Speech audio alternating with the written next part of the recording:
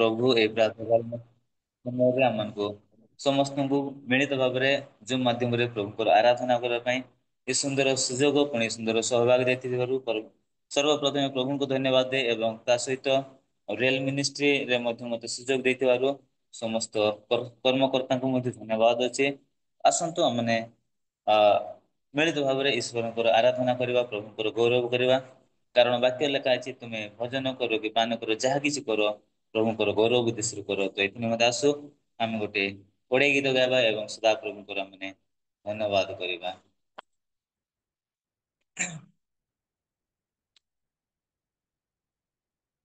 ତୁମ ମହିମା ତୁମ ମହିମା ତୁମ ମହିମା ହେଉ ମୋ ଜୀବିତ ସଦା ପ୍ରଭୁ। ତୁମ ମହିମା ତୁମ ମହିମା ତୁମ ମହିମା ହେଉ ମୋ ଜୀବିତ ସଦା ପ୍ରଭୁ। ତୁମ ଗୌରବ ହେଉ ତୁମ ପ୍ରଶଂସାର ପ୍ରଭୁ। ତୁମ ଗୌରବ ହେଉ ତୁମେ ପ୍ରଶଂସାର ପ୍ରଭୁ। ତୁମେ ଅଧିକାର ଈଶ୍ୱର। ଓ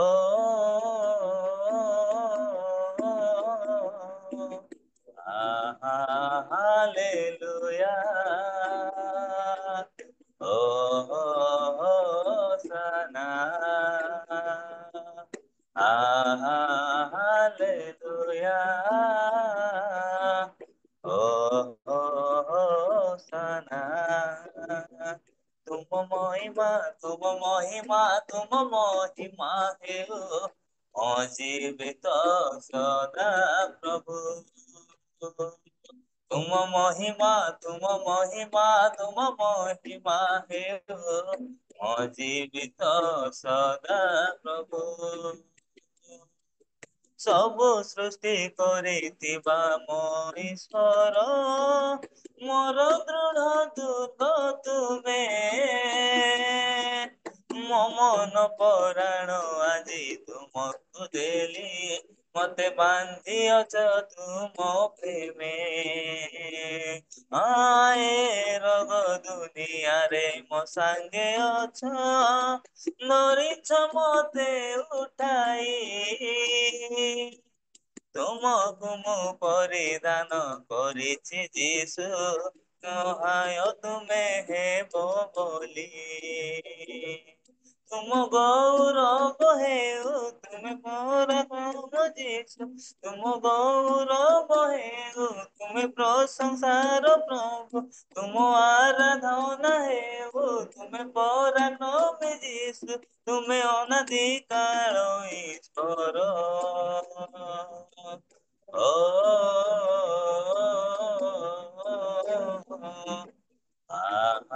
ହାଲେଲୁୟା। ହୋଶାନା ହାଲେଲୁୟା। ହୋଶାନା।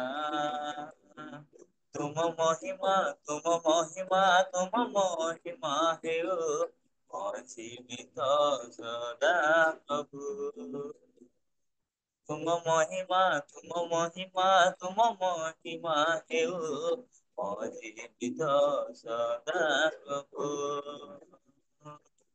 ତୁମ ସତ୍ୟ ବାକ୍ୟ ଠାରୁ ମନ ଫେରାଇ ହଜିଥିଲି ତୁମ ପ୍ରେମେ।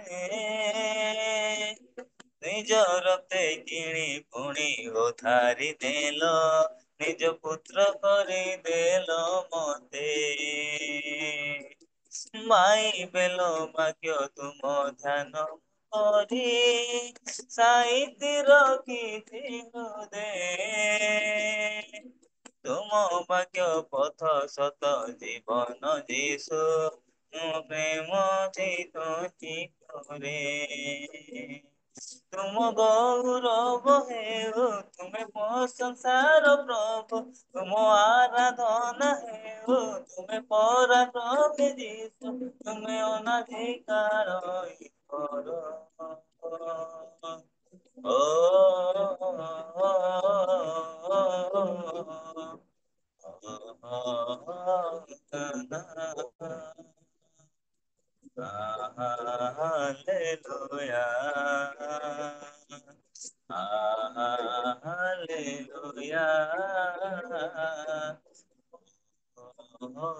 ସଦା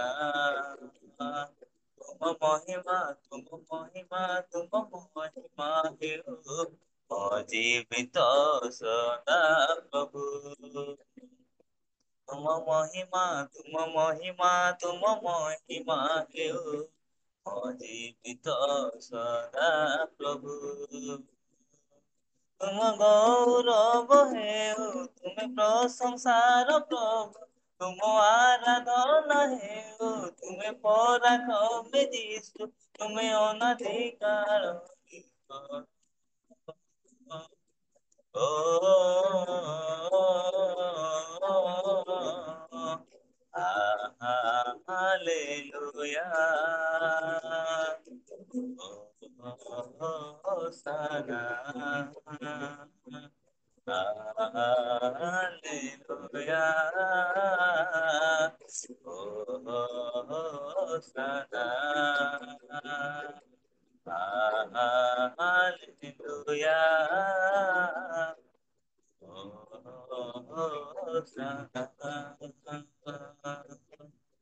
Thank you, Lord Jesus. Hallelujah. ପ୍ରଭୁଙ୍କୁ ଧନ୍ୟବାଦ ଦେବା।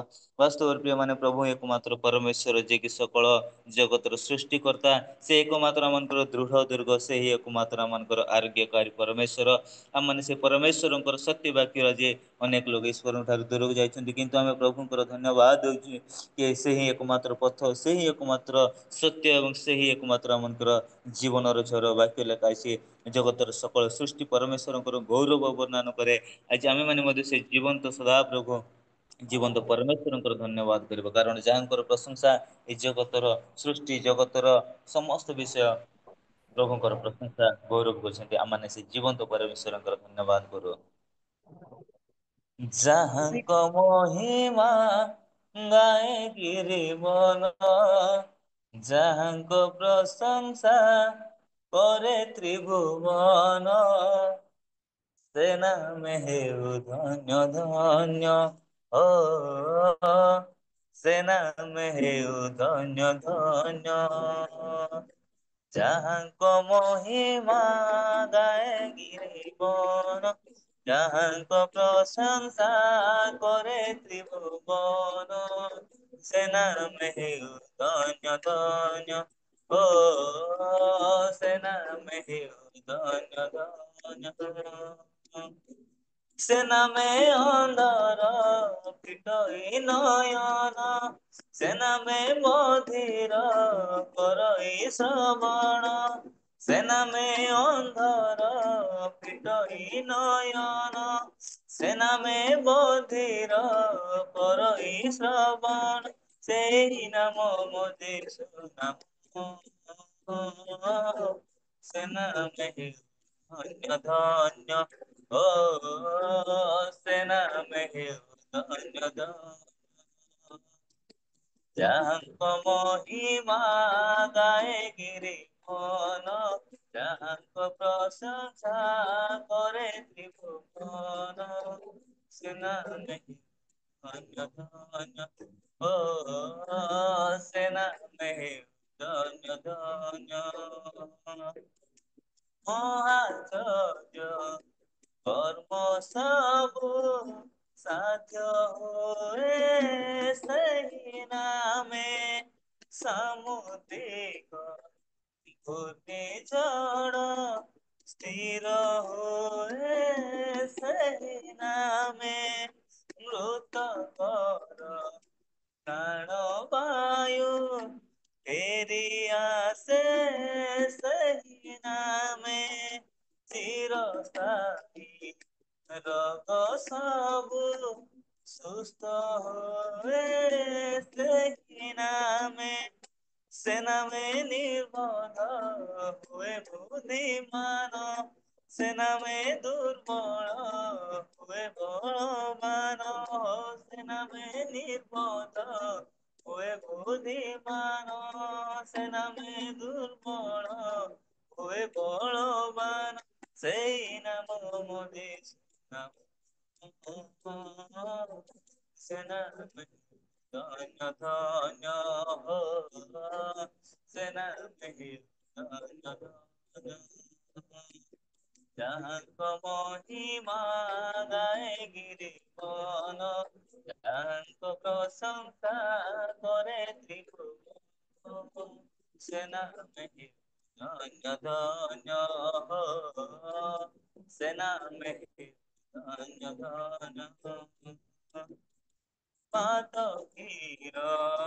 ରବ ସବୁ କ୍ଷମା ହୁଏ ସେଇ ନାମେ, ଦୟା କ୍ଷମା ଶାନ୍ତି ମିଳନ୍ତି ପ୍ରେମ ମିଳେ ସେଇ ନାମେ, ସରଗରେ ରହିବାକୁ ସ୍ଥାନ ମିଳେ ସେଇ ନାମେ, ଯୋଦ୍ଧା ତୃଷା ভয় ভ্রান্তি দূর হুয়ে সেই নামে, সে নামে মিলই অনন্ত জীবন, সে নামে রহিছি মহাপরিত্রাণ, সে নামে রহি অনন্ত জীবন, ସେ ନାମେ ରହିଛି ମହାପରିତ୍ରାଣ, ସେଇ ନାମ ମୋ ଯୀଶୁ ନାମ, ସେ ନାମ ହେଉ ଧନ୍ୟ, ଓ ସେ ନାମ ହେଉ ଧନ୍ୟ ଧନ୍ୟ, ଯାହାଙ୍କ ମହିମା ଗାଏ ଗିରିବନ, ଯାହାଙ୍କ ପ୍ରଶଂସା କରେ ତ୍ରିଭୁବନ, ସେ ନାମ ହେଉ ଧନ୍ୟ ଧନ୍ୟ ହୋ, ସେ ନାମ ହେଉ ଧନ୍ୟ ଧନ୍ୟ ହୋ, ସେ ନାମ ହେଉ ଧନ୍ୟ ଧନ୍ୟ। थैंक यू लॉर्ड, धन्यवाद अच्छु पवित्र पिता। प्रिय माने आमे परमेश्वर धन्यवाद दो जे कि आश्चर्य कार्यकारी पराक्रम परमेश्वर, सौगौरव रक्षण उद्योगी परमेश्वर, स्वर्ग जाହାର सिंहासन पृथ्वी जाହାର पादपीठ, समग्र जगत माध्यमे एकमात्र गौरवरे परिपूर्ण परमेश्वर, एकमात्र प्रशंसनीय परमेश्वर, ଯାହାର ଗୋଟିଏ ମାତ୍ର ଆଜ୍ଞାରେ ଜଗତର ସକଳ ବିଷୟ ସୃଷ୍ଟି ହୋଇଛି, ଯାହାର ଏକମାତ୍ର ଆଜ୍ଞାରେ ସମସ୍ତ ବିଷୟ ସାଧ୍ୟ ହୋଇଛି। ଆମେମାନେ ସେ ପରାକ୍ରମୀ ପରମେଶ୍ୱରଙ୍କର ଧନ୍ୟବାଦ, କାରଣ ବାକ୍ୟ ଲେଖାଛି ସେ ଆପଣାର ସକଳ ନାମ ଅପେକ୍ଷା ଆପଣର ବାକ୍ୟକୁ ସେ ମହତ୍ କରିଅଛନ୍ତି। ଆମମାନେ ସେ ପରମେଶ୍ୱରଙ୍କର ଧନ୍ୟବାଦ କରିବା, ଆମମାନେ ସେ ପରମେଶ୍ୱରଙ୍କର ମହିମା କରିବା, ପ୍ରଭୁଙ୍କର ଧନ୍ୟବାଦ କରିବା, କାରଣ ଆମମାନେ ଯେତେବେଳେ ପ୍ରଭୁଙ୍କର ସେବା କରୁଛୁ, ଆମେ ଯେତେବେଳେ ପ୍ରଭୁଙ୍କର ଆରାଧନା କରୁଛୁ, ଆମେ ଯେତେବେଳେ ପ୍ରଭୁଙ୍କର ନିକଟରେ ପ୍ରଭୁଙ୍କର ଉପସ୍ଥିତି ମଧ୍ୟରେ ଆସିଅଛୁ, ନିଶ୍ଚୟ ଆମମାନେ ଯେକୌଣସି ସ୍ଥାନରେ ଥିଲେ ମଧ୍ୟ ପ୍ରଭୁ ଆମମାନଙ୍କର ନିବେଦନ, ଆମମାନଙ୍କର ପ୍ରାର୍ଥନା ଶୁଣିବା ନିମନ୍ତେ ସେ ବିଶ୍ୱସ୍ତ ପରମେଶ୍ୱର ଅଟନ୍ତି, ଏକମାତ୍ର ଯଜ୍ଞବନ୍ତ ପରମେଶ୍ୱର ଅଟନ୍ତି। କାରଣ ମନୁଷ୍ୟ ବାହ୍ୟ ରୂପ ଦେଖେ କିନ୍ତୁ ସଦାପ୍ରଭୁ ଆମଙ୍କର ଅନ୍ତଃକରଣ ଦେଖନ୍ତି। ଆମେ ସେ ପ୍ରଭୁଙ୍କର ଧନ୍ୟବାଦ କରିବା, ପ୍ରଭୁଙ୍କର ଗୌରବ କରିବା।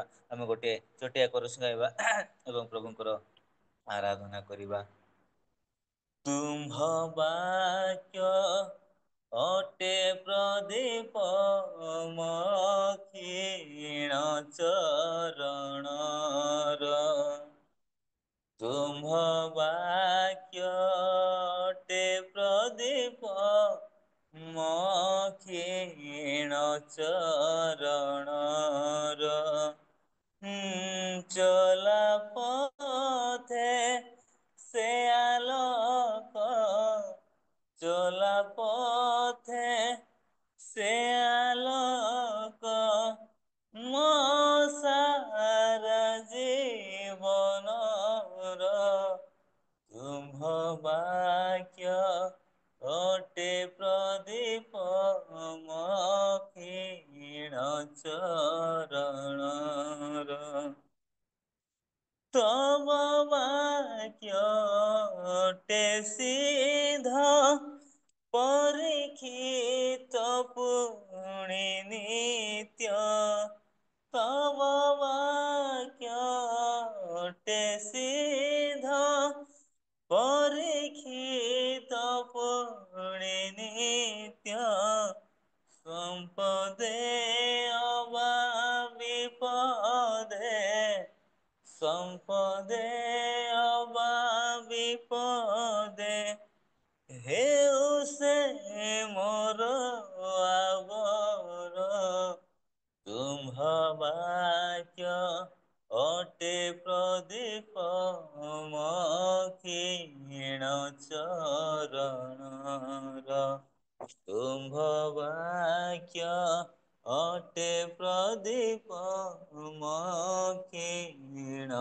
ଚରଣର চিরস্থায়ী সে বিধান নহিব কেবে খণ্ডন চিরস্থায়ী সে বিধান নহিব কেবে খণ্ডন সে জীবন জলাকার ସେ ଜୀବନ ଜଳାକାର ହେଉ ମୋ ଆତ୍ମାର ଆହାର ତୁମ୍ଭ ବାକ୍ୟ ଅଟେ ପ୍ରଦୀପ ମୋ କ୍ଷୀଣ ଚରଣର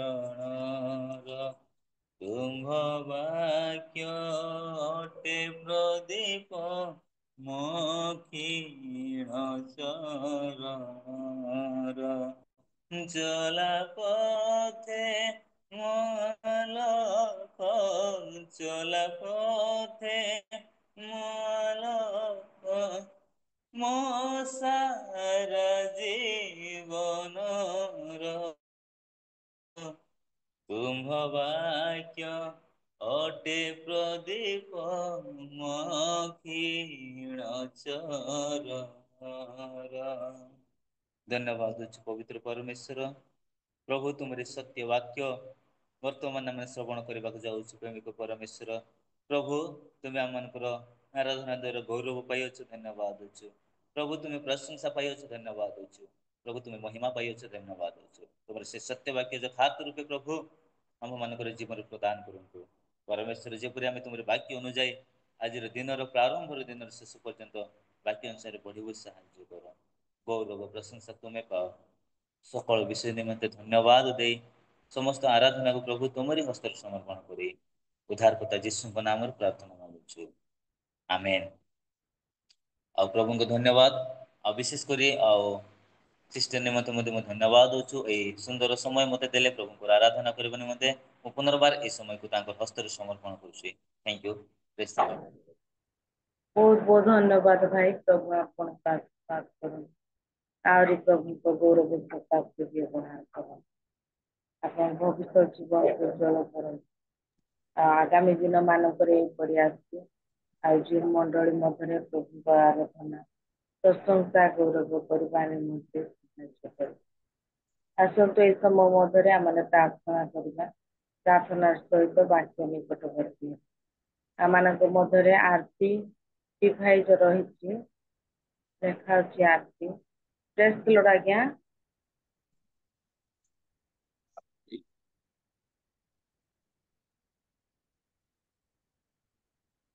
ଶୁଣି ପାରୁଛନ୍ତି କି ଆରତି ଆଜ୍ଞା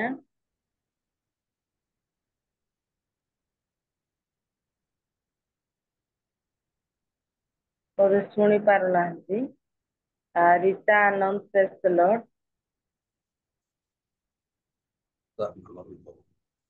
ପ୍ରେଜ୍ ଦି ଲର୍ଡ ଦିଦି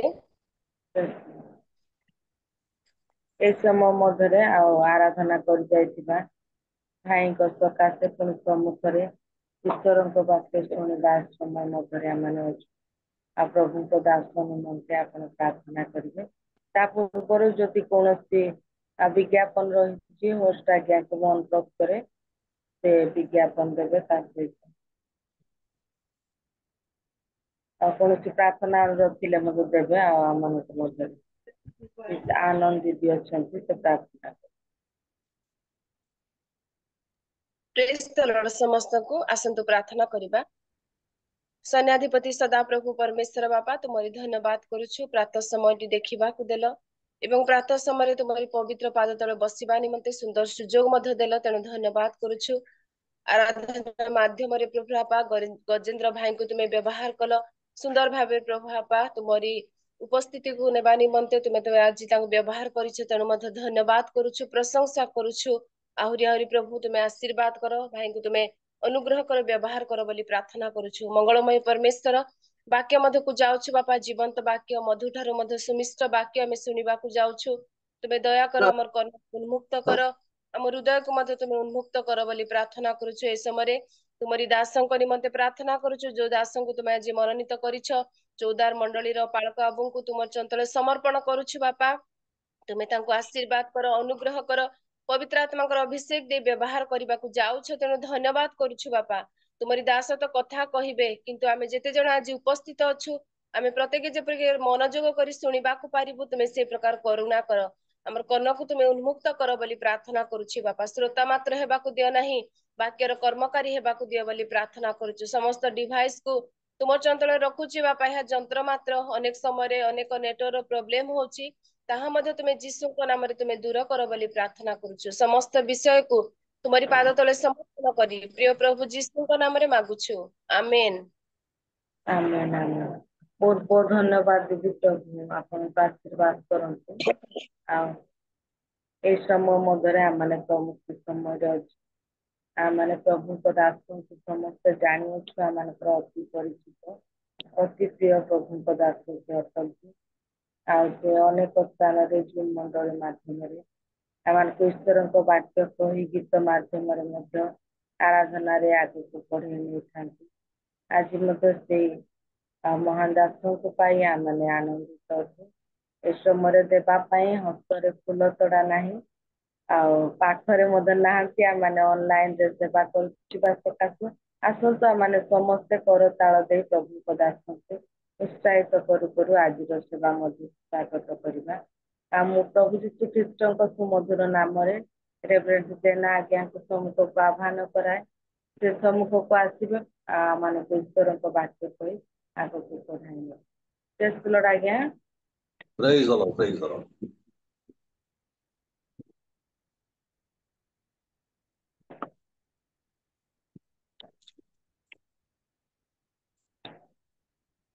सर्वप्रथम आमर त्राणकर्ता पिता परमेश्वर को मु धन्यवाद दिए एवं आज रियल मिनिस्ट्री ऑफ इंडिया जो मीटिंग रे जोग देइथिबा प्रत्येक प्रभुंकर दास दासी मानकु मोर भक्तिपूर्ण नमस्कार जनाए नमस्कार एवं विशेष आज लीडिंग करुथिबा आमनकर सिस्टर जस्मिन लिमा सिस्टर को मध्य मु धन्यवाद देवी अति सुंदर भाव में मत से आह्वान करिसंदी एवं आमनकर वर्शिप करथिबा ब्रदर गजेंद्र सागर भाई को मध्य प्रभु आशीर्वाद करंतु से केतोटी गीत गाय आमन को उत्साहित करिसंदी एवं आमनकर होस्ट महाशय रेवरेंड पीटर कुमार करन को मत धन्यवाद देवी आ मते से ए सुंदर सुजोग देइछंदी तेबे आसंतु आमने अल्प समय प्रभु जीवंत वाक्य आम श्रवण करवा आज मु आपण मान निकट में जो विषयटी रखापी चाहिए निजे होस्ट महाशय मत कही जे आपण प्रभुंकर आगमन उपरे संबंध कहतु रेप्चर एवं रेवलेशन उपरे आपण प्रकाश करंतु बोली मते निजे से कही से जा हो माने आज प्रभुंकर से आगमन संबंध रे किछि कथा माने सुनिबा गोटे अंश माने पाठ करबा ता आपण माने पाइबे प्रथम थेसलोनिकीय पुस्तक तार 4 पर्वर 16 एवं 17 पद टिके पढ़िबे प्रथम थेसलोनिकीय पुस्तक 4 पर्व तार 16 एवं 17 पद टिके पाठ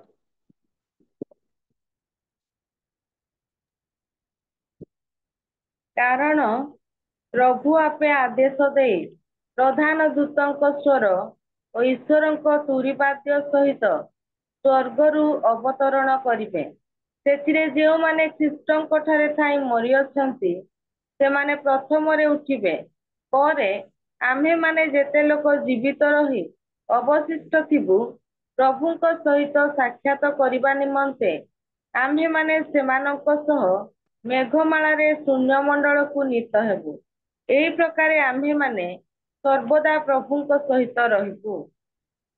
ପ୍ରଭୁ ଆଜିର ପଠିତ ଅଂଶରେ ଶ୍ରବଣରେ ବିଶେଷ ମାନଙ୍କୁ ଆଶୀର୍ବାଦ କରନ୍ତୁ। ଆସନ୍ତୁ ପଦେ ପ୍ରାର୍ଥନା କରିବା। ଜୀବନ୍ତ ଆମମାନଙ୍କର ପ୍ରିୟ ପ୍ରଭୁ ଯୀଶୁ ରାଜା, ଆମେ ତୁମର ଧନ୍ୟବାଦ ପ୍ରଶଂସା କରୁଛୁ ପ୍ରଭୁ। ମହା ଅନୁଗ୍ରହ ଦୟାକରି ଆଜିର ଏହି ଜୁମ୍ ମିଟିଂରେ ଯୋଗ ଦେଇ ତୁମ ସେବା ଆରାଧନା କରିବାର ଅବକାଶ ପ୍ରଭୁ ଆମମାନଙ୍କୁ ଦେଇଛ, ସେଥିପାଇଁ ମଧ୍ୟ ଧନ୍ୟବାଦ କରୁଛୁ। ପ୍ରିୟ ପ୍ରଭୁ, ବର୍ତ୍ତମାନ ତୁମର ସେଇ ମୁଖ ନିଃସୃତ ବାକ୍ୟରୁ ଆମେ ଶ୍ରବଣ କରିବୁ। ତୁମେ ଆମମାନଙ୍କୁ କଥା କୁହ ପ୍ରଭୁ। ତୁମ ବାକ୍ୟ ଜୀବନ୍ତ, ଆଉ ତୁମ ବାକ୍ୟରେ ଜୀବନ ଅଛି ପ୍ରଭୁ। ଆଉ ସେଇ ଜୀବନଦାୟକ ବାକ୍ୟ ଆମମାନଙ୍କର ଅନ୍ତରରେ ତୁମେ ପ୍ରକାଶ କର, ଯେପରି ଆମେ ଯେତେ ଜଣ ତୁମ ବାକ୍ୟ ଶ୍ରବଣ କରିବୁ, ବାକ୍ୟ ଅନୁସାରେ ପ୍ରଭୁ ଆମମାନେ ତୁମଠାରେ ଭରସା ରଖି ବଞ୍ଚିବୁ। ସେଇ ଅନୁଗ୍ରହ ଆମମାନଙ୍କ ଜୀବନରେ ତୁମେ ଭରିଦିଅ। ଉପସ୍ଥିତ ବକ୍ତା ଶ୍ରୋତା ପ୍ରତ୍ୟେକଙ୍କୁ ତୁମ ପବିତ୍ର ପାଦ ତଳେ ସମର୍ପଣ କରି ଯୀଶୁଙ୍କ ନାମରେ ପ୍ରାର୍ଥନା କରିବି ତ, ଆମେନ୍। ପ୍ରେଜ୍ ଦ ଲର୍ଡ, ହାଲେଲୁୟା। ପ୍ରଭୁ ଯୀଶୁ ଖ୍ରୀଷ୍ଟଙ୍କର ଦ୍ୱିତୀୟ ଆଗମନ ସମ୍ବନ୍ଧରେ ବାଇବେଲରେ ଯଦି ଆମେ ଷ୍ଟଡି କରି ଭଲରେ ଚିନ୍ତା କରିବା, ଟିକେ କଣ୍ଟ୍ରୋଭର୍ସିଆଲ ରହୁଛି। କଣ୍ଟ୍ରୋଭର୍ସିଆଲ ମାନେ ବାଦ ବିବାଦ ରହୁଛି। ତଥାପି ଅଧିକାଂଶ ବାଇବେଲ ପଣ୍ଡିତ ମାନେ ଯୋଉ ପ୍ରକାର ଭାବରେ କହନ୍ତି, ଆଉ ସେଇ ବିଶ୍ୱାସକୁ ନେଇ ମୁଁ ଆପଣମାନଙ୍କ ନିକଟରେ ଆଜି ପ୍ରକାଶ କରିବା ପାଇଁ ଚାହିଁବି। ଯୀଶୁଙ୍କର ପ୍ରଥମ ଆଗମନ ଏବଂ ଦ୍ୱିତୀୟ ଆଗମନ। ପ୍ରଥମ ଆଗମନ କଥା ଯଦି ଆମେ ସଂକ୍ଷିପ୍ତରେ ଆଲୋଚନା କରିବା, ତେବେ ପ୍ରଥମ ଆଗମନରେ ଦୁଇ ପ୍ରକାର ଷ୍ଟେଜ ଥିଲା। ଗୋଟେ ହେଉଛି ପ୍ରଥମ ଆଗମନରେ ପ୍ରଭୁ ଯୀଶୁ ଗୁପ୍ତ ଭାବରେ ଜଗତକୁ ଆସିଲେ ଏବଂ ପ୍ରକାଶରେ ମଧ୍ୟ ସେ ପ୍ରକାଶିତ ହେଲେ। କେମିତି ତାହା ମୁଁ ଆପଣମାନଙ୍କୁ କହିବି। ଯିଶାୟା ପୁସ୍ତକ 7 ପର୍ବର 14 ପଦରେ ଯିଶାୟା ଭବିଷ୍ୟତ ବକ୍ତା ଏକ ଭାବବାଣୀ ସେ ପ୍ରକାଶ କରନ୍ତି ପ୍ରଥମ ଆଗମନର, ଯେ ଏକ କନ୍ୟା ଗର୍ଭବତୀ ହୋଇ ଏକ ପୁତ୍ର ପ୍ରସବ କରିବ, ଆଉ ତାହାଙ୍କ ନାମ ଇମାନୁଏଲ ଦେବ। ଏଇ ଯୋଉ ଭାବବାଣୀ ଥିଲା, ଯିଶାୟ ଯୀଶୁଙ୍କର 700 ବର୍ଷ ପୂର୍ବେ ଭାବବାଣୀଟି ପ୍ରକାଶ କରିଥିଲେ। ଆଉ ତା ଫୁଲଫିଲମେଣ୍ଟ ହେଲା ମାଥ୍ୟୁ ତାର 1 ପର୍ବର 18 ରୁ 23 ପଦ ଭିତରେ।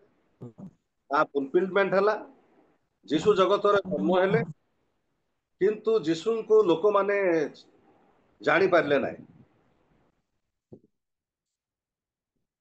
କିନ୍ତୁ ସେକେଣ୍ଡ ଷ୍ଟେଜରେ ପ୍ରଭୁ ଯୀଶୁ ଖ୍ରୀଷ୍ଟ ଜିକରିୟ 9 ପର୍ବର 9 ପଦ ଅନୁସାରେ, ଲୁକ 19 ପର୍ବର 28 ରୁ 40 ପଦ ଅନୁସାରେ, ମାଥ୍ୟୁ 21 ପର୍ବ 4 ରୁ 5 ପଦ ଅନୁସାରେ ଗଧ ପିଠିରେ ବସି ଯୀଶୁ ପ୍ରକାଶରେ ସେ ଜେରୁସାଲାମକୁ ଯାତ୍ରା କଲେ। ଆଉ ସେତେବେଳେ ଲୋକମାନେ ଜାଣିଲେ ଯେ ସେ ହେଉଛନ୍ତି ମସିହ ବୋଲି। ଯୀଶୁଙ୍କର ପ୍ରଥମ ଆଗମନରେ ଦୁଇଟି ଷ୍ଟେଜ। ଗୋଟେ ହେଉଛି ସେ ଜନ୍ମ ଯେତେବେଳେ ହେଲେ ପ୍ରାୟ ଲୋକମାନେ ଜାଣିପାରିଲେ ନାହିଁ ସେ ମସିହ ବୋଲି। କିନ୍ତୁ ଯେତେବେଳେ ଗଧ ପିଠିରେ ବସିକି ଯୀଶୁ ଜେରୁସାଲାମକୁ ଯାତ୍ରା କଲେ ରାଜା ରୂପରେ, ସେତେବେଳେ ସେ ମସିହ ବୋଲି ପ୍ରାୟ ଅଧିକାଂଶ ଲୋକ ତାଙ୍କୁ ଜାଣିପାରିଲେ। ଠିକ ଏକ୍ଜାକ୍ଟ ଯୀଶୁଙ୍କର ଦ୍ୱିତୀୟ ଆଗମନରେ ମଧ୍ୟ ଦୁଇ ପ୍ରକାର ହବ। ପ୍ରଭୁ ଯୀଶୁ ଖ୍ରୀଷ୍ଟ ବାଇବେଲ ପଣ୍ଡିତ ମାନଙ୍କର କଥା ଅନୁସାରେ ପ୍ରଭୁ ଯୀଶୁ ଖ୍ରୀଷ୍ଟ ସେ ସିକ୍ରେଟଲି ପ୍ରଥମରେ ସେ ଆସିବେ, ସେ ମଧ୍ୟ ଆକାଶକୁ ଆସିବେ। ଆଉ ଯାହାକି ଆମେ ଦେଖିଲୁ ପ୍ରଥମ ତେସଲୋନିକୀୟ 4 ପର୍ବର 16 ଏବଂ 17 ପଦରେ, ସେ ମଧ୍ୟ ଆକାଶକୁ ଆସିବେ। ଆଉ ସେତେବେଳେ ତୁରୀ ବାଜିବ ଏବଂ ଦୁଇ ପ୍ରକାର ଲୋକମାନେ, ଦୁଇ ପ୍ରକାର ଧାର୍ମିକ ଲୋକମାନେ ଯୀଶୁଙ୍କ ସହିତ ମଧ୍ୟ ଆକାଶକୁ ଯାଇକି ସାକ୍ଷାତ କରିବେ। ତେଣୁ ଆମେ ଏଇ ଜାଗାରେ ଦେଖୁଛୁ, କାରଣ ପ୍ରଭୁ ଆପେ ଆଦେଶ ଦେଇ ପ୍ରଧାନ ଦୂତଙ୍କ ସ୍ୱର ଓ ଈଶ୍ୱରଙ୍କ ତୁରୀବାଦ୍ୟ ସହିତ ସ୍ୱର୍ଗରୁ ଅବତରଣ କରିବେ। ସେଥିରେ ଯୋଉମାନେ ଖ୍ରୀଷ୍ଟଙ୍କ ଠାରେ ଥାଇ मरी अछंती से माने प्रथम उठिबे परे आम्भे माने जेते लोक जीवित रही अवशिष्ट थिबु प्रभुଙ୍କ सहित साक्षात करबा निमंते आम्भे माने सेमानଙ୍କ सह मेघमाଳାରେ शून्य मंडल को नीत हेबु एही प्रकार आम्भे माने सर्वदा प्रभुଙ୍କ सहित रहिबु।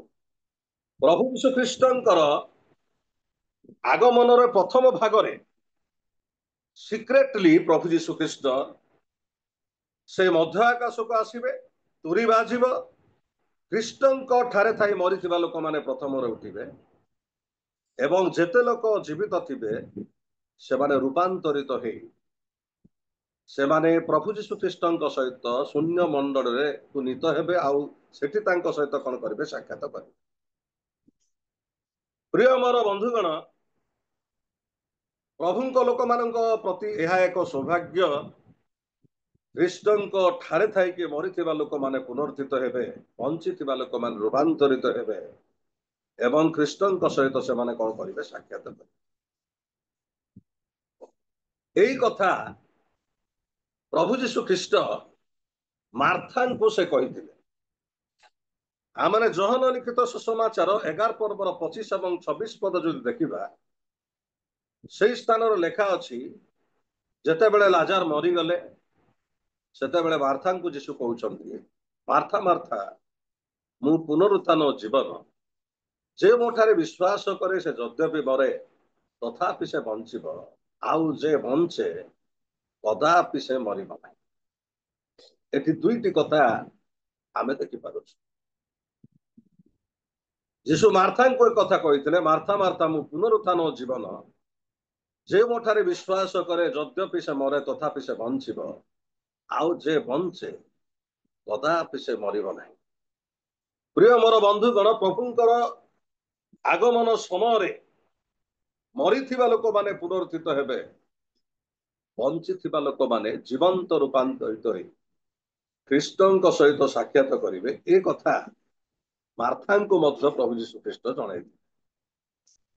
उदाहरण स्वरूप माथ्यू 17 पर्वर 1 रु 8 पद भितर हर्मोन पर्वत रे प्रभु यीशु ख्रीष्ट रूपांतरित हेले तांको सहित मौसा एलियो देखा गले भीतर कहले गुरु एही स्थान रे आमे तीनोटी कुटी निर्माण करिवु गोटे आपणଙ୍କ पाए गोटे मौसाଙ୍କ पाए गोटे एलियोଙ୍କ पाए एही प्रकार भाବରେ पितर कहिथिले। प्रिय मोर बंधुगण मौसा होउछंती मरिथिबा विश्वासीर निदर्शन एवं एलियो होउछंती बंचिथिबा विश्वासीर निदर्शन। एलियो मरि नाहंती सीधा सड़क स्वर्ग को गले किंतु मौसा मरिकी से स्वर्ग को जाइछंती। तेणु यीशुंकर आगमन समय सर्वप्रथम तुरी जेते बेले बाजिब मृत्यु लोक माने अक्षय उत्थित हेबे एवं बंचिथिबा लोक माने रूपांतरित होई ख्रीष्टଙ୍କ सहित साक्षात।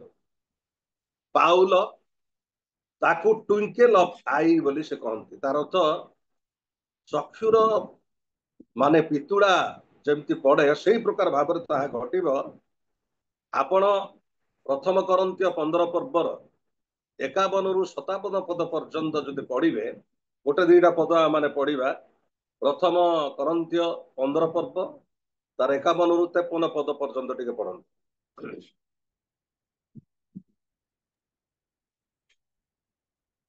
51 रु 57 आज्ञा नाई 53 पद पर्यंत पढ़ंतु।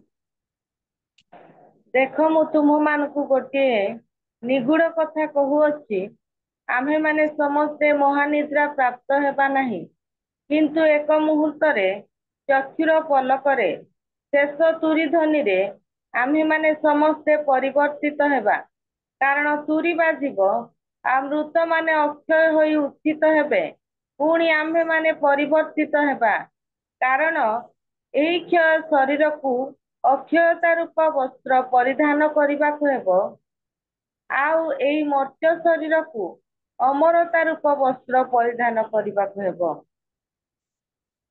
हाँ एही जगह आमे देखुछु प्रेरित पौल कहउछंती एहा होछि गोटे मिस्ट्री बोली कहउछंती एहा होछि गोटे निगूढ़ तत्व जेहेतु आमाने 51 पदर देखुछु देख मु तुमको गोटे निगूढ़ कथा कहूअछि आम्हे माने समस्ते महानिद्रा प्राप्त हबा नाही अर्थात पाउलंकर कहिबार उद्देश्य आमे समस्ते मरिबा नाही किंतु एक मुहूर्त चक्षुर पलक शेष तुरी ध्वनि आम्भे माने समस्ते परिवर्तित हेबा कारण तुरी बाजिब मृत्यु माने अक्षय उचित हेबे पुणी आम्भे माने परिवर्तित हेबा पाउल एठी कहउछन्दी जे यह हଉଛି एक निगूढ़ तत्व जेहेतु आमे समस्ते मरिबा नाही तुरी जेतेबेले बाजिब मृत्यु मान अक्षय उचित हेबे आउ आम्भे माने परिवर्तित हेबा कारण यही क्षय शरीर को अक्षय रूप वस्त्र परिधान करने को हम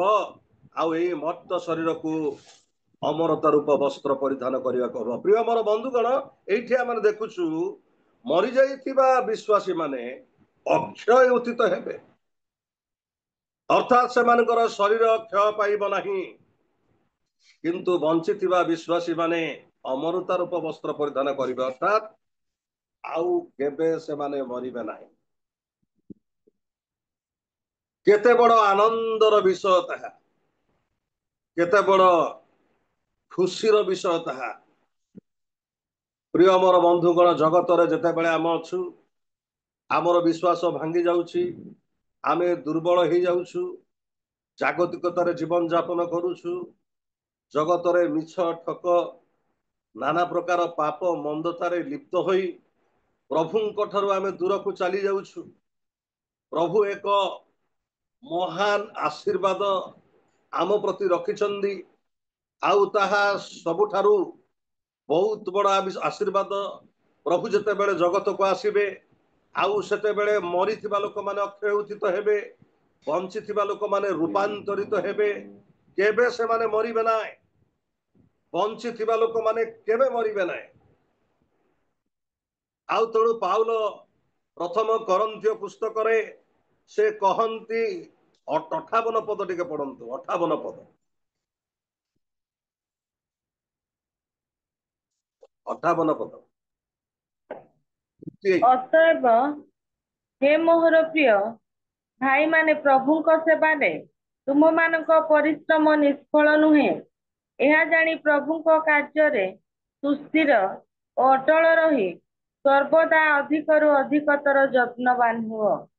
ପାଉଲ ଏଠି କହନ୍ତି ପ୍ରଭୁଙ୍କ ସେବାରେ ତୁମର ପରିଶ୍ରମ ନିଷ୍ଫଳ ନୁହେଁ ଏହା ଜାଣି ପ୍ରଭୁଙ୍କ କାର୍ଯ୍ୟରେ ସୁସ୍ଥିର ଅଟଳ ରହି ସର୍ବଦା ଅଧିକରୁ ଅଧିକତର ଯତ୍ନବାନ ଅର୍ଥାତ୍ ପ୍ରଭୁଙ୍କ ସେବା ଯୋଉ ଆମେ କରୁଛୁ तार फल हूँ कौन ना पुनरुत्थित आमे हेबा बंची थिले मध्य आमे रूपांतरित हेबा बंची थिबा लोक माने केबे मरिबे नाही एही पुरस्कार प्रभु तांको लोक मानकु देबा पाई जाउछन आउ एहा होछि अमरता रूप वस्त्र परिधान करिया पा मानकु देबे सेति पा पाउल द्वितीय करंथीय तार 5 पर्वर 1 रु 4 पद जति पढिबा सेठारे से कहउछन्दी जे आमे केबे उलंग हेबा नाही अर्थात मरिबा नाही बोली कहउछन्दी से एक अमरता रूप वस्त्र मानकु परिधान करिया को देबे तेणु द्वितीय करंती तार 5 पर्वर 1 रु आमाने किछि अंश पढिबा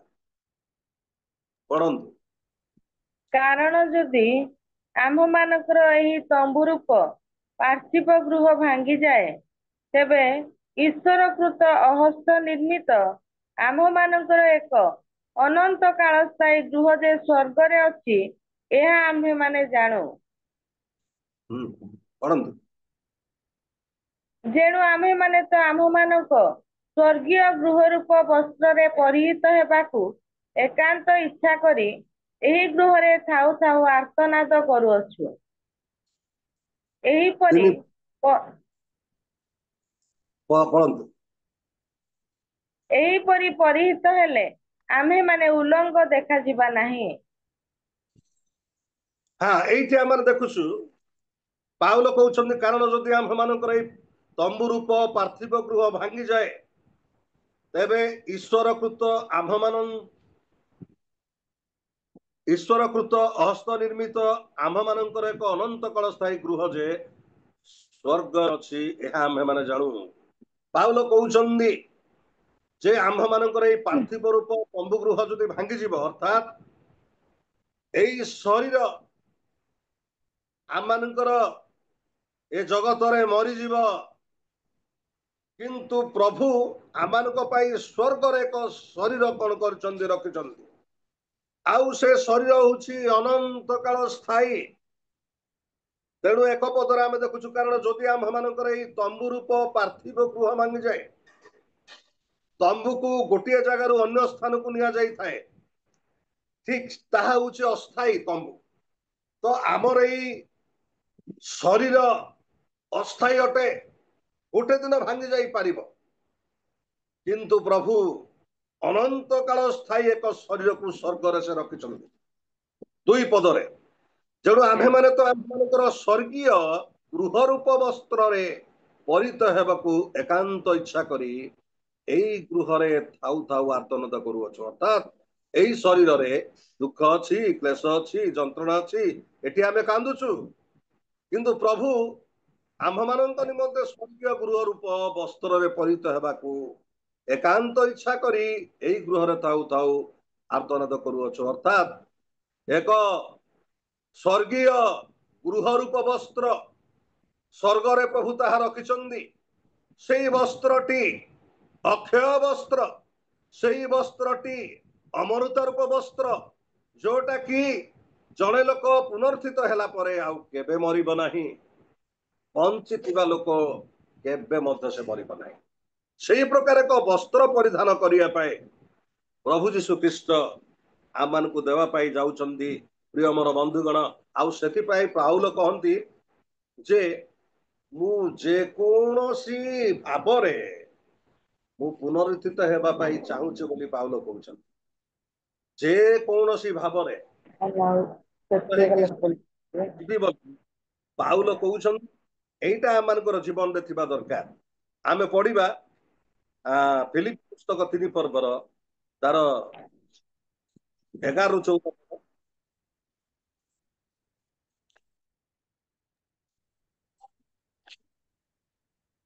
पढ़ंतु टिके 11 ରୁ हाँ नहीं आमे फास्ट 10 11 पढ़ंतु जेपरि स्वर्ग मर्त्य पाताल रे थिबा प्रत्येक जानू यीशुଙ୍କ नामरे नत फिलिपियो हाँ फिलिपियो 2 ର 10 11 3 ର 10 जेपरि मु ताहांकु ताहांक पुनरुत्थानर शक्ति और ताहांक मृत्यु भोगरे ताहांक तुल्य होई ताहांक दुख भोगर सहभागिता ज्ञात हुए एवं कौनसी प्रकारे मृत मानक मध्यरु पुनरुत्थान प्राप्त होई पारे हाँ एठी आमे देखुछु पाउल कहउछन्ते एवं कौनसी प्रकारे मृत मानक मध्यरु पुनरुत्थान प्राप्त होई पारे जेमिति हेले मध्य जे कौनसी माध्यम रे मु जेमिति पुनरुत्थित हेबि प्रिय मोर बंधुगण एई विश्वास एई भरोसा गोटे ख्रिस्टियान भितर जड़े प्रभुंक लोक भितर थिबा नितांत आवश्यक रही जे प्रभु जीशु ख्रीस्ट जेते बेले जगत को आसीबे आउ सेते बेले मु मरि थिले मध्य जेमिति मु बंचिबी एई कथा पाउल कोन करछन्ते कहउछन्ती एवं 12 पदरु आमे देखुछु मु जे एबे सेई समस्त प्राप्त होई अछि अबा सिद्धि लाभ करी अछि ताहा नुए किंतु मु ख्रिस्टनक सहित ख्रिस्ट जीशुंक द्वारा द्रुत होइथिबारु ताहा धरिबा पई दौड़ु अछि हे भाई माने मु ए पर्यंत ताहा धरि अछि बोली मने करू नाही किंतु गोटे विषय मु करू अछि विषय सब विषय गुड़िक प्रति दृष्टि रखी ईश्वर स्वर्गीय आह्वान पण पाइबा निमंते प्राण पण करी लक्ष्य स्थल को दौड़ू अछि प्रिय मोर बंधुगण जीवन रे प्रभुंक सेवारे अनेक दुख क्लेश जंत्रणा एपरिक आपणकर जीवन मध्य जाई पारे किंतु लक्ष्य स्थल को दौड़िबा पाए मु आपण माने चेष्टा करिबा नितांत आवश्यक रही तेबे प्रभु जीशु ख्रीस्ट जते बेले जगत को आसीबे सेते बेले प्रथम भागरे जीशु मध्य आकाश को आसीबे एवं जेते बेले जीशु मध्य आकाश को आसीबे तुरी बाजिब आउ सेही समय मृत्युबान अक्षय उदित हेबे ବଞ୍ଚିଥିବା ଲୋକମାନେ ରୂପାନ୍ତରିତ ହୋଇ କୃଷ୍ଣଙ୍କ ସହିତ କଣ କରିବେ ସାକ୍ଷାତ କରିବେ। ଆଉ ଏହା ମଧ୍ୟ ଗୋଟିଏ ସରପ୍ରାଇଜ, ଏହା ବିଶ୍ୱାସୀ ମାନଙ୍କ ପାଇଁ ଏକ ସରପ୍ରାଇଜ। କେମିତି ସରପ୍ରାଇଜ ନା ଆପଣ ମାଥ୍ୟୁ ପୁସ୍ତକ 24 ପର୍ବର 42 ରୁ 44 ପଦ ପର୍ଯ୍ୟନ୍ତ ଯୋଉ ଦେଖିବେ ପ୍ରଭୁ ଯୀଶୁ ଖ୍ରୀଷ୍ଟ ଏକ ଚୋରର ପରି ସେ କଣ କରିବେ ଆଗମନ କରିବେ। ଆଉ ଏହା ବିଶ୍ୱାସୀ ମାନଙ୍କ ନିମନ୍ତେ ଏକ ସରପ୍ରାଇଜ। ଆମେ ମାଥ୍ୟୁ 24 ର 42 ରୁ 44 ପଦ ପର୍ଯ୍ୟନ୍ତ ପାଠ କରିବା। ଆଚ୍ଛା ମୁଁ ପାଠ କରୁଛି। ଅତଏବ ଜାଗ୍ରତ ଥାଅ, କାରଣ ତୁମ୍ଭମାନଙ୍କ ପ୍ରଭୁ କେଉଁ ଦିନ ଆସିବେ ତାହା ତୁମ୍ଭେମାନେ ଜାଣ ନାହିଁ। କିନ୍ତୁ ଏହା ଜାଣିଥାଅ, କେଉଁ ପ୍ରହରରେ ଚୋର ଆସିବ ଏହା ଗୃହକର୍ତ୍ତା ଯେବେ ଜାଣନ୍ତେ, ତାହେଲେ ସେ ଜାଗ୍ରତ ଥାଇ ଆପଣା ଗୃହରେ ସିନ୍ଧି କାଟିବାକୁ ଦିଅନ୍ତେ ନାହିଁ। ଏଣୁ ତୁମ୍ଭେମାନେ ମଧ୍ୟ ପ୍ରସ୍ତୁତ ହୋଇଥାଅ, କାରଣ ଯେଉଁ ଦଣ୍ଡରେ ତୁମ୍ଭେମାନେ ମନେ କରୁନଥିବ ସେଇ ଦଣ୍ଡରେ ମନୁଷ୍ୟ ପୁତ୍ର ଆସିବେ। ପ୍ରିୟ ମୋର ବନ୍ଧୁଗଣ, ପ୍ରଭୁ ଯୀଶୁ ଖ୍ରୀଷ୍ଟ ଚୋରର ପରି ଆସିବେ। ଯେପରିକି ଗୃହର ଲୋକମାନେ ଜାଣିନଥିବେ, ଚୋର ସିକ୍ରେଟଲି ଯେମିତି ଆସନ୍ତି, ସେହିପରି ପ୍ରଭୁ ଯୀଶୁ ଖ୍ରୀଷ୍ଟ ଆଗମନ କରିବେ ଜଗତକୁ। ଆଉ ତେଣୁ ମତେ ଆଉ ଆପଣ ମାନଙ୍କୁ ପ୍ରସ୍ତୁତ ହୋଇକି ରହିବାକୁ ପଡିବ। ତେବେ ପ୍ରିୟ ମୋର ବନ୍ଧୁଗଣ, ଯେତେବେଳେ ଚୋର ଆସନ୍ତି ଆପଣଙ୍କର ଗଡରେଜ ନେଇକି ଯିବେ ନାହିଁ, ଆପଣଙ୍କର ୱାସିଂ ମେସିନ ନେଇକି ଯିବେନି, କି ଆପଣଙ୍କର ଫ୍ରିଜ ନେଇକି ଯିବନି। ଜଣେ ଚୋର ଯେତେବେଳେ ଆସିବ ଆପଣଙ୍କର ହୀରା ସୁନା ବହୁମୂଲ୍ୟ ବିଷୟ ଗୁଡିକ ଯାହା ସେ ମାନେ ସହଜରେ ତାକୁ ଧରି ପାରିବ, ଏଇ ଜିନିଷ ଗୁଡିକ ନେବା ପାଇଁ ଚେଷ୍ଟା କରେ ଚୋର, ବହୁମୂଲ୍ୟ ଜିନିଷ। ଆଉ ଯୀଶୁ ଚୋର ପରି ଆସିବାର କାରଣ ହଉଛି ପ୍ରଭୁଙ୍କ ଦୃଷ୍ଟିରେ ତାଙ୍କ ଲୋକମାନେ ହଉଛନ୍ତି ବହୁମୂଲ୍ୟ।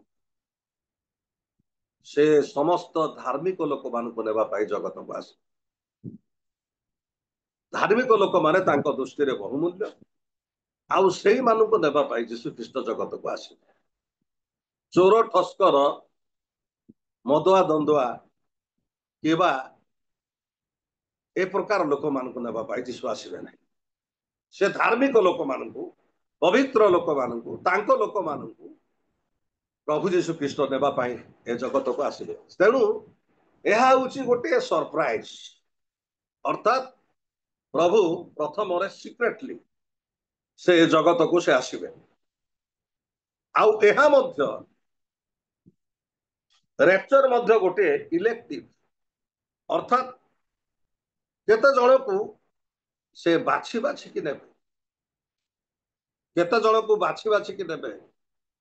କାହିଁକି ନା ଲୋକଲିଖିତ ସୁସମାଚାର 17 ପର୍ବର 34 ରୁ 36 ପଦ ଯଦି ଦେଖିବା, 2 ଜଣ ଲୋକ କ୍ଷେତରେ ଶଯ୍ୟାରେ ଶୋଇଥିବେ, ଜଣକୁ ଗ୍ରହଣ କରିବେ, ଅନ୍ୟ ଜଣକୁ ପରିତ୍ୟାଗ କରିବେ। ତେଣୁ ଆମେ ଲୋକଲିଖିତ ସୁସମାଚାର 17 ପର୍ବର ତାର 34 ରୁ 36 ପଦ ପଢିବା। ମୁଁ ତୁମ୍ଭମାନଙ୍କୁ କହୁଅଛି, ସେଇ ରାତ୍ରିରେ 2 ଜଣ ଗୋଟିଏ ଶଯ୍ୟାରେ ଥିବେ, ଜଣକୁ ଗ୍ରହଣ କରାଯିବ ଓ ଅନ୍ୟ ଜଣକୁ ପରିତ୍ୟାଗ କରାଯିବ। 2 ଜଣ ସ୍ତ୍ରୀ ଏକାଠି ଚକି ପେଶୁଥିବେ, ଜଣକୁ ଗ୍ରହଣ କରାଯିବ ଓ ଅନ୍ୟ ଜଣକୁ ପରିତ୍ୟାଗ କରାଯିବ। 2 ଜଣ କ୍ଷେତରେ ଥିବେ, ଜଣକୁ ଗ୍ରହଣ କରାଯିବ ଓ ଅନ୍ୟ ଜଣକୁ ପରିତ୍ୟାଗ କରାଯିବ। ପ୍ରିୟ ମୋର ବନ୍ଧୁଗଣ, ରେପ୍ଚର ହଉଛି ଗୋଟେ ଇଲେକ୍ଟିଭ, ମାନେ ସେ କେତେ ଜଣକୁ ବାଛି ବାଛିକି ନେବେ। ତେଣୁ ଆମେ ଦେଖୁଛୁ 2 ଜଣ ଶଯ୍ୟାରେ ଥିବେ, ଅର୍ଥାତ୍ ଶୟନ କରିଥିବେ, ଏହା ରାତ୍ର ସମୟର କଥା।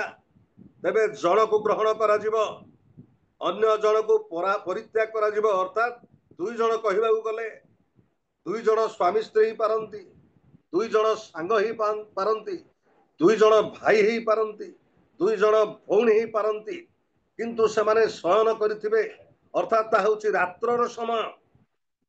ଏବଂ 2 ଜଣ ସ୍ତ୍ରୀ ଏକାଠି ଚକି ପେଶୁଥିବେ, ଏହା ହେଉଛି ଦିନ ସମୟର ଘଟଣା। ଏବଂ 2 ଜଣ କ୍ଷେତରେ ଥିବେ। ଅର୍ଥାତ୍ ଏହା ହେଉଛି ସକାଳର ସମୟର ଘଟଣା। ଅର୍ଥାତ୍ ପୃଥିବୀ ମଧ୍ୟରେ ଭୌଗୋଳିକ ପରିସ୍ଥିତି ଭିତରେ କେଉଁ ସ୍ଥାନରେ ତ ରାତ୍ର ହେଇଥିବ, କେଉଁ ସ୍ଥାନରେ ତ ସକାଳ ହେଇଥିବ, କେଉଁ ସ୍ଥାନରେ ତ ମଧ୍ୟାହ୍ନ ହେଇଥିବ। ତେବେ ସାରା ପୃଥିବୀରେ ଗୋଟିଏ ଟାଇମରେ ଏକ ମୁହୂର୍ତ୍ତରେ ଏ ଘଟଣାଟି ଘଟିବ। ଆଉ ସେତେବେଳେ ପ୍ରଭୁ ବାଛି ବାଛିକି ଧାର୍ମିକ ଲୋକମାନଙ୍କୁ ସେ ଉପରକୁ ଉଠେଇବେ। ଗୋଟିଏ ଟାଇମରେ ସାରା ପୃଥିବୀରେ ଘଟଣା ଘଟିବ। ଅଭି ଭାରତରେ ଆମେ ଦେଖୁଛୁ ସକାଳ 6ଟା ହେଇଥିବ, 6ଟା କି 6ଟା ହେଇନଥିବ। କିନ୍ତୁ ଆମେରିକା କଥା ଯଦି ଆମେ ଦେଖିବା, ସେଠି ହୁଏତ ବା ରାତ୍ର ହେଇଥାଇପାରେ। ଯେହେତୁ ପୃଥିବୀର ଭୌଗୋଳିକ ପରିସ୍ଥିତି ଭିନ୍ନ ଭିନ୍ନ ରହିଛି, କେଉଁ ସମୟରେ କେଉଁ ଜାଗାରେ ଅନ୍ଧାର, କେଉଁ ଜାଗାରେ ଆଲୋକ, ପୃଥିବୀ ମଧ୍ୟରେ ତାର ଭିନ୍ନ ଭିନ୍ନ ପରିସ୍ଥିତି ରହିଛି। ଆଉ ସେଥିପାଇଁ ପ୍ରଭୁ ଯୀଶୁ ଖ୍ରୀଷ୍ଟ ଯେତେବେଳେ ସେ ଏ ଜଗତକୁ ଆସିବେ, ସେତେବେଳେ ସେ ବାଛି ବାଛିକି ନେବେ। ଆଉ ଯୀଶୁ ଯେତେବେଳେ ଆସିବେ, ପ୍ରଧାନ ଦୂତଙ୍କ ସ୍ୱର ଆଉ ଈଶ୍ୱରଙ୍କ ତୁରୀବାଦ୍ୟ ଯେତେବେଳେ ହବ, ଧାର୍ମିକ ଲୋକମାନେ ହିଁ ତାହା ଶୁଣିବେ, ଅଧାର୍ମିକ ଲୋକମାନେ ତାହା ଶୁଣିପାରିବେ ନାହିଁ। ତାର ଉଦାହରଣ ସ୍ୱରୂପ ଗୋଟିଏ ପଦ ମୁଁ ଆପଣମାନଙ୍କୁ କହିବି।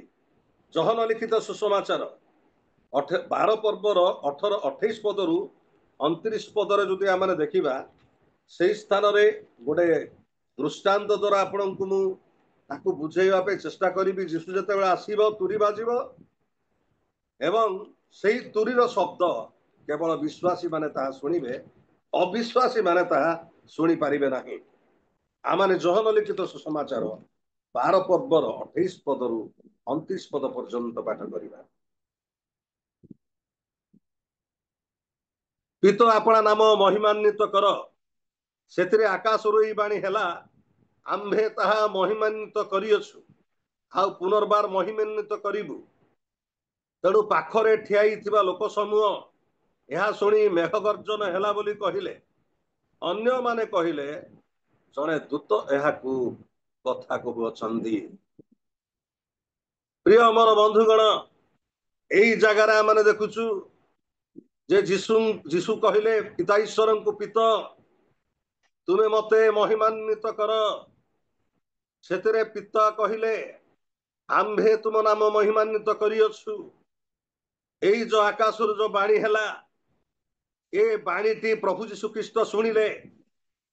କିନ୍ତୁ ପାଖରେ ଠିଆ ହେଇଥିବା ତାଙ୍କ ଶିଷ୍ୟମାନେ ମେଘ ଗର୍ଜନ ହେଲା ବୋଲି ଭାବିଲେ, ବୁଝିପାରିଲେ ନାହିଁ, ଶୁଣି ପାରିଲେ ନାହିଁ। ଏକ୍ସାକ୍ଟ ସେଇପରି ଯୀଶୁ ଯେତେବେଳେ ଆସିବ, ତୁରୀ ବାଜିବ, ବିଶ୍ୱାସୀ ମାନେ ତାହା ଶୁଣିବେ, ଅବିଶ୍ୱାସୀ ମାନେ ତାହା ଶୁଣିପାରିବେ ନାହିଁ। ପ୍ରିୟ ମୋର ବନ୍ଧୁଗଣ, ଆଉ ସେତେବେଳେ ପ୍ରଭୁ ତାଙ୍କ ଲୋକମାନଙ୍କୁ ସେ ତାଙ୍କ ରାଜ୍ୟରେ ପ୍ରବେଶ କରିବା ପାଇଁ ସେ ସୁଯୋଗ ଦେବେ। ତେବେ ପ୍ରଭୁଙ୍କର ଆଗମନ 2 ପ୍ରକାର। ପ୍ରଥମର ସେ ସିକ୍ରେଟଲି ଆସିବେ ମଧ୍ୟ ଆକାଶକୁ। ଧାର୍ମିକ ବିଶ୍ୱାସୀ ମାନେ, ମରିଥିବା ଲୋକମାନେ ଉତ୍ଥାପିତ ହେବେ, ବଞ୍ଚିଥିବା ଲୋକମାନେ ରୂପାନ୍ତରିତ ହେଇକି ଶୂନ୍ୟ ମଣ୍ଡଳୀକୁ ନୀତ ହେବେ।